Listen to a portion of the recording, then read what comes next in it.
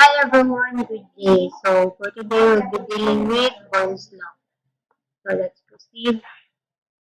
So when we see Boyle's law or Mariott's law, it is the relation concerning the compression and expansion of gas at a constant temperature. So the Boyle's law states that the pressure of a given quantity of gas varies inversely with its volume at constant temperature. So simple formula breakdown for Boyle's law. Pressure 1 times volume 1 is equal to pressure 2 times volume 2. So, before immersion, ang usual value sa ato ang volume ana is kung sa available ng air sa atong object. Then, for pressure 1, it's atmospheric pressure plus say available na pressure na so usually kay zero man na siya kay air man ang nag-act, walay liquid. So, pressure 1 is 101.3 kilopascals or kung say state na initial pressure.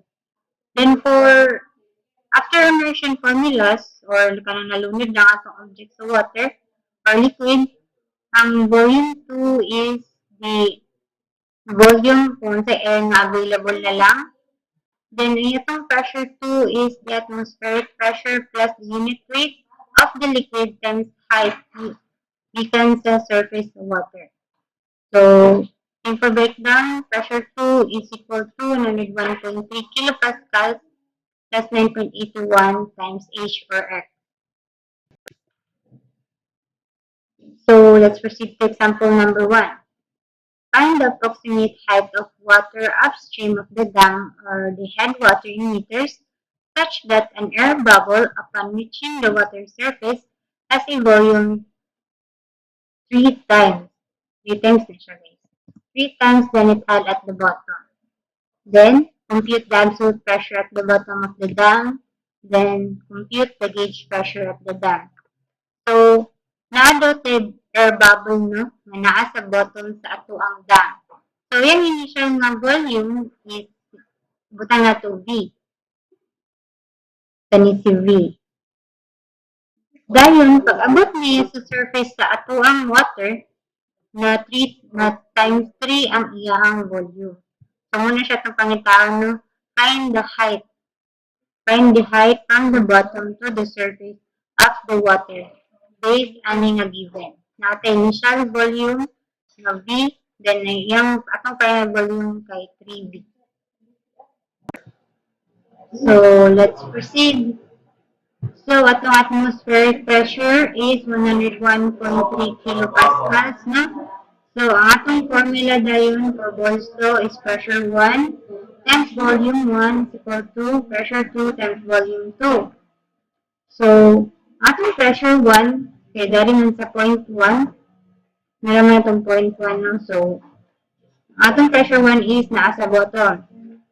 So, it's simply 101.3 plus 9.821H. So, wala may state kung say kung ano specific gravity. So, ato ang tubig, assume na to ang water na siya automatically. So, it's simply 9.81 times H. Then, atong pressure 2 or pressure at point 2 is simply the atmospheric pressure na value na 101.3. So, balik ka nga formula, and P1 times V1 equals P2 times V2. So, ang ato ang P1 is 101.3 plus 9.81 H times initial volume na ito nga V. Dayon, equals 101.3 times 3V. So, simplifying natin 9.81H is equal to 101.3 times 3 minus 101.3. Atong pangitaan sa H na, so 9.81 alpha H or alpha X is equal to 101.3 times 3 then minus 101.3. So, solving H na atay height from the bottom to the surface of the water sa atong dam na 20.65 meters. Okay, so let na.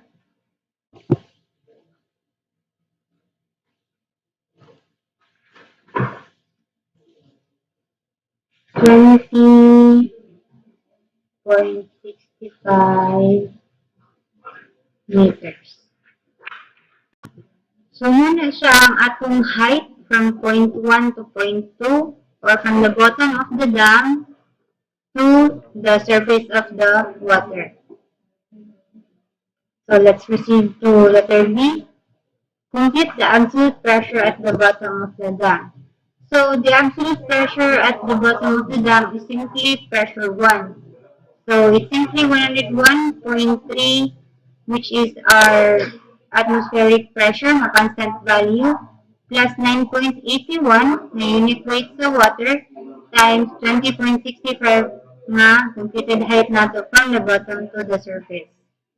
So, ato i-calculate 101.3 plus 9.81 times 20.65. So, naatay pressure at the bottom nga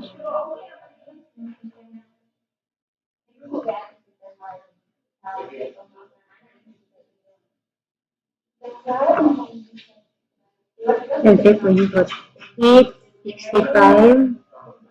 So, naatay pressure at the bottom na 303.88 kilopascal. So, ito isulat na.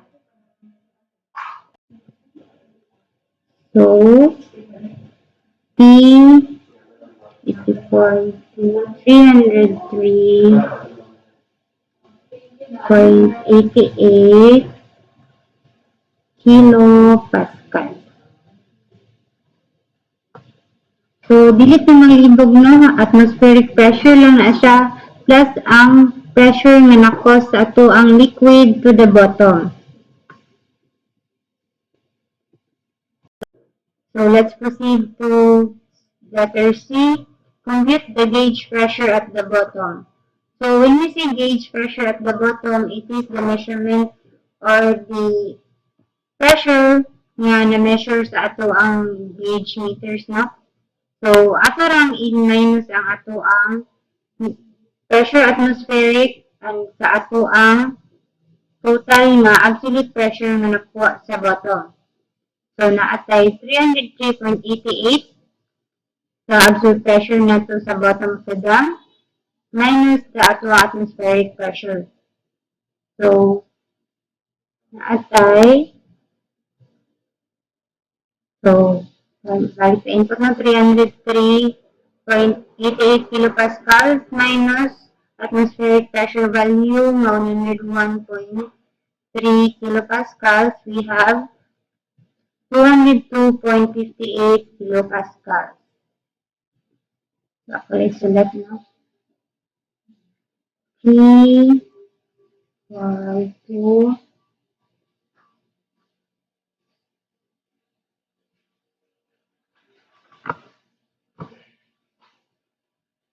202.58 kilopascal. So, always remember na nga atong gauge pressure is equal to absolute pressure minus atmospheric pressure. Pwede rin na ito siya ma-interchange na formula, no? Just remember that.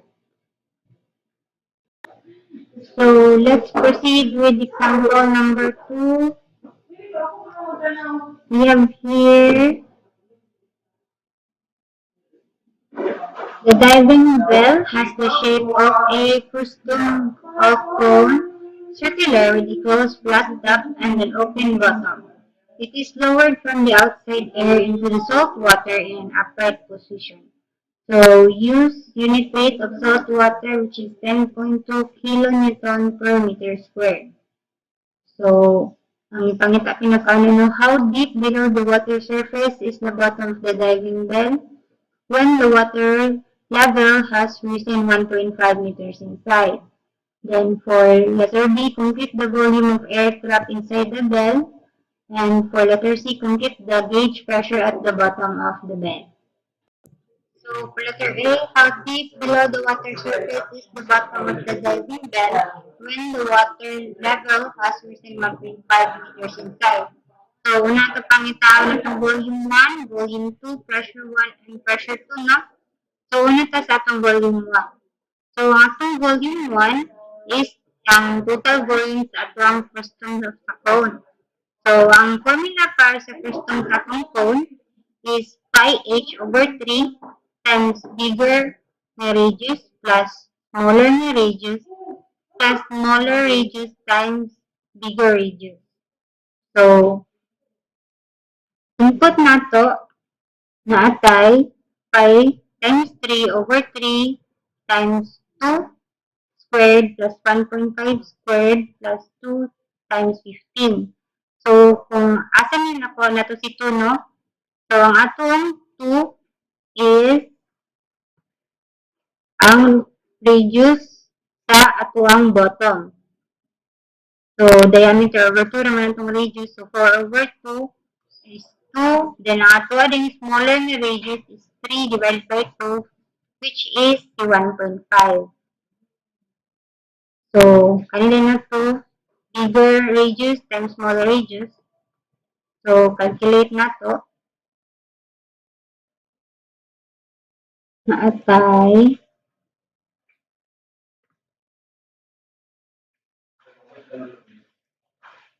pi times 3 na height sa ato ang frustum over 3 times 2 squared na bigger radius plus 1.5 squared smaller radius plus 2 times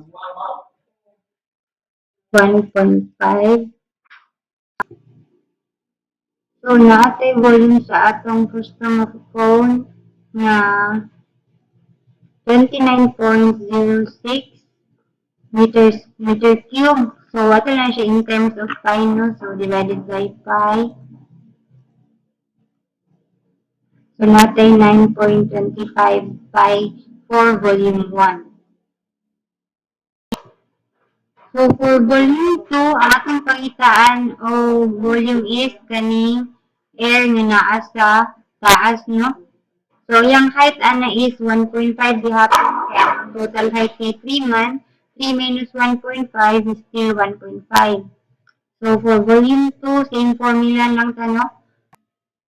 So, ang ato ang h is 1.5. Ang ato ang smaller nga radius is 1.5 kaning sa top. Ang ato din bigger nga radius is 1.75. Din sa kuha si 1.75, no? So, si 1.75 din ano siyang kuha. It's 3 plus 4. Wait lang. 3 plus 4 over 2. So, muna siya ang imong diameter ani nga surface. Kani kung asa lang niabot ang water sa atuang volume bed. So, since diameter mo na siya, ato na siya i-over 2 para may imong radius. So, naatay 1.75 nga bigger radius para sa atuang volume 2. So, padayon 1.75 times 1.5 dayon. So, solving for our volume 2, we have here pi times height, which is 1.5 over 3 times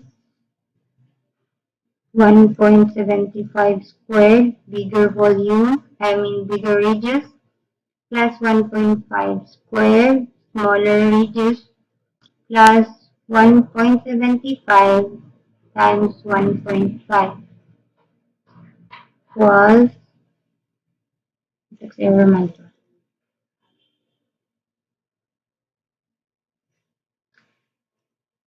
So, naatay 12.47 meter cube na volume for volume 2. Ato na siya in terms of pi, no? So, divided by pi. Naatay 3.0 96875 pi for volume 2. So, ang atong pressure 1 kay wala pa man submerged sa water ang atong diving bell. So, atmospheric pressure lang ang atong i-indicate. So, it's simply 101.3 kilonewton per meter squared. Then, for our volume or pressure 2, ato na siyang i-input sa ato ang Boyle's law nga formula. So, ato ang pressure 1 is 101.3 times 9.25 pi nga ato ang volume 1 is equal to pressure 2 times volume 2 nga 3.96875 pi. So, ato isolve na atay 101.3 times 9.25 pi is equal to pressure 2 as alpha as x times 3.96875 pi. So, solving for our pressure 2, natay 236 kilonewton per meter squared. So, solving for the height difference from the bottom of the bell to the surface of the water is simply pressure 2 is equal to pressure 1 plus the unit weight of the liquid times its height. So, natin pressure 2 nga 236.1 is equal to 101.3 nga ato ang atmospheric pressure or pressure 1 plus sa ato ang 10.2 times H. So, kani si 10.2 no, muna siya ang ato ang given nga weight sa ato ang salt water. So, input na to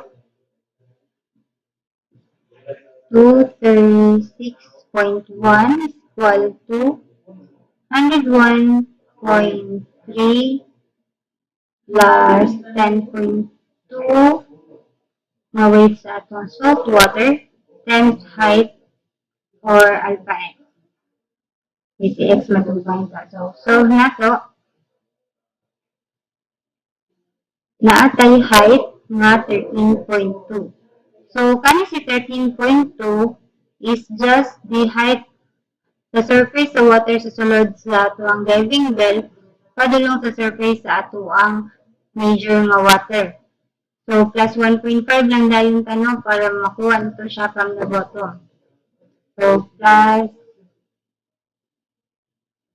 1.5. So, naatay height from the surface of the water to the bottom of the bell nga 14.7 meters. So, medyo taas-taas siya nga process, no? Pero ang ato lang hinduman, pangitaan lang nato atong pressure 1, pressure 2, volume 2, and volume 1, then ato lang din i-equate. So, proceed ka sa ato ang letter B. Compute the volume of air trapped inside the bell. So, ang volume sa atong air nga trap sa ato ang bell is simply kanina siya, no? Kanina area. Ano siya. So, if na-notice ninyo na na-solve na naman ni si volume 2 ganina, kani siya. Volume sa air na trap inside the diving bell. So, dilan ako na siya ibalikan mag-solve, no? So, din rin pa. Compute the gauge pressure at the bottom of the bell. So, when we see gauge pressure, it's simply absolute pressure minus atmospheric pressure. So, naatay pressure nga 236.1 kilonewton per meter squared sa bottom sa bell minus 101.3 nga atmospheric pressure. So, 236.1 minus 101.3. Naatay 134.8 kilopascals at the bottom of our bell. So, let's proceed to our last example, no, for Boyle's law. A cylinder glass tubing 2.8 centimeters inside diameter and 90 centimeters long with one end closed is immersed vertically with the open end down into the tank of a cleaning solvent with specific gravity of 0.73 until only 5 centimeters of its length remain above the liquid surface. If the barometric pressure is 1 kilograms per square centimeter and neglecting vapor pressure, how high will the fluid rise in the tube for letter A? For B, compute the height of air inside the glass. And for letter C, what is the force required to maintain equilibrium? So, atong problem na datay glass tube nga gikulog sa tubig. Dayon, ang atoang tube kay na-immerse sa atoang tubig with only 5 centimeter left gikan sa iyahang bottom. So, from the surface of the water, padulong sa close end na nalay 5 centimeters.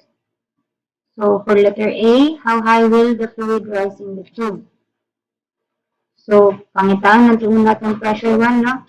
Atong pressure 1 is given man and if the barometric pressure is 1 kilogram per square meter, so indicated na sumunod ang pressure 1. Kaya wala may laing nga pressure sa ato ang glass tubing sa taas nga wala pa siya na-immerse sa tubig. Then for pressure 2, it's pressure 1 plus the weight of the cleaning solvent times height. So pressure 2 is equal to 1 plus 1,000 times 0.73 H over 100 kilogram per meter cube times meter cube over 100 centimeter cube. So, you convert lang ni si meter cube to centimeter cube, no? Then, for pressure 2 na atay 1 plus 0.00073 H kilogram per square centimeter. So, kung tingala mo no, as a given si 1,000, 1,000 is ato ang usual nga density sa ato ang water. Since specific gravity naman ang given, ato na siyang i-convert sa unit weight, I mean density sa liquid by multiplying the given specific gravity to the density of water. So, that's for our pressure 2. Then, for volume 1, naatay pi over 4 times 2.8 squared times 19 or 90 centimeters. So, volume 1 nato is wala pa siya na-submerge sa ang tubig or sa ang cleaning solvent. So, ato i-compute atay shift pi over 4 times 2.8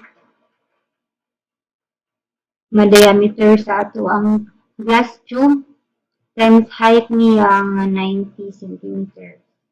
So, naatay initial volume nga 554.18 centimeter cube. Then, for volume 2, ang volume 2 nato no kay kanina lang ang atong height nga gamiton is kanina lang si H plus 5 cm. Kanina lang siya. Kay muna lang man yung na-air nga available sa itong glass tubing. So, volume 2 na atay pi over 4 times 2.8 squared plus H plus 5 para sa tuwang height. So, simplify lang nato si pi over 4 plus 2.8 squared. Para na siya sa volume sa tuwang cylinder, no? 2.8 squared na atay 6.148 then times H plus 5 para sa itong volume 2. So, input na nato sa itong formula nga pressure 1 times V1 is equal to P2 times V2 na atay 554.18 is equal to 1 plus 0.00073 h plus times h plus 5 times 6.158 na siya, no? Ako lang siyang cross multiply na dito. Para makuha ang itong mga numerical values nito na ay constant na sa pikas na side.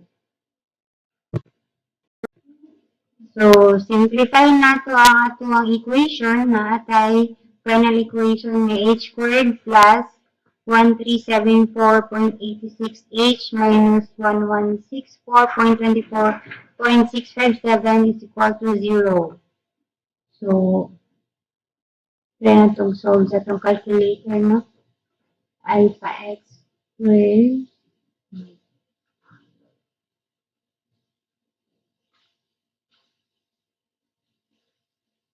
plus 1374.86 alpha h minus 116424.657 equal to 0. Shift sum. So, naatay height nga 80 centimeters. So, convenient kayo na magamit og calculators na na-shift solve, no? Para samot na para sa mga na-single variable nga equation.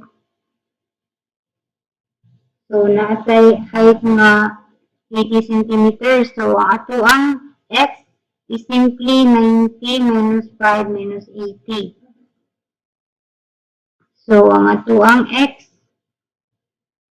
total height nato sa ato ang tube na 90 minus 5 minus 80. So, naanalay 5 centimeters nga value sa ato ang x. So, ang ato ang total height sa air na naa sa ato ang glass tubing is simply 90 minus x. So, natay value sa atong x na 5, 90 minus 5. So, naatay 85 centimeter na height from the surface of the water to the end of the glass tubing. Then, for letter C, what is the force required to maintain equilibrium? Na-clerical error diri guys now. So, kani siya supposedly since na may given na to nga specific gravity sa ato ang cleaning solvent sa 0.73, ato na siyang i-times diri no. 9.81. So mag-times ta 0.73 mas specific gravity. So, di na ni siya tumawang answer na. Wait lang. Kani siya. So, ang ato ang final na force to maintain equilibrium is 9.81 ay 9,810 times 0.73 na specific gravity sa atong cleaning solvent times 9,810 times 0.73 times volume sa ato ang glass tubing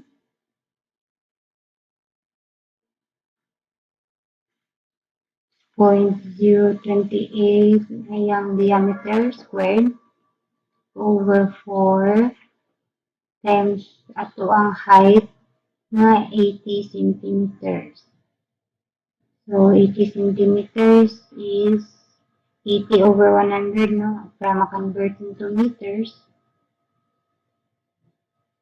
1.8 na siya. So, naatay final na force 3.53 kilonewton.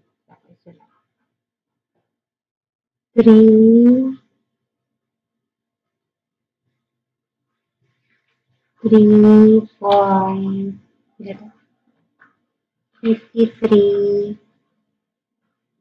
kilonewton. So, muna siya atong final force required to maintain equilibrium.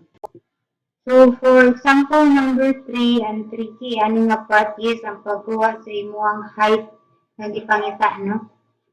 So, dapat kabalo ka kung asa lang gid ka taman si air, kung sinasubmerge sa tubig, then kung doon na ba siya, na ba siya sa bottom, and na-absorb na ba siya sa, or kung pila yan distance from the surface of the water. So, basic lang yung si Boyle's law, no? Diri mo balik sa yung formula na P1, V1 is equal to P2, V2 para mag-solve na to ang ato ang mga unknown. So, that can be all for our discussion. See you sa ato ang next na meeting.